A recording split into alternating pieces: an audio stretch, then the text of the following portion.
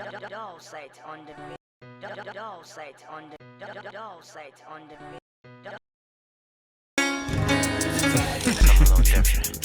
So it is you. Good evening, sir. Good evening, sir. Can we meet you, sir? My name is Adewale. Mr. Adewale, nice meeting you. I want you to tell me how happy you are comparing this, or rather, how will you compare this year festive to the last year, to last year? This year festive has been a wonderful one. To the one of last year because I could remember last year then I don't have anything, no job, seeking for a job, something like that. But thank God for this year. Though everything is not in place already, but at least it's still different from being jobless than me getting a job. So I do enjoy my festive period this time around due to I have some little money to spend and outings I did during the festival. Anyway, I will say congratulations on that. And one other thing I would like to ask you, do you have any favorite celebrity that you admire so much? I want you to say the person to the camera, please.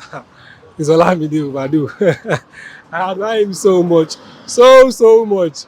As in, if if if I can compare it more than 100%, I would say I cherish more than 100% because it's just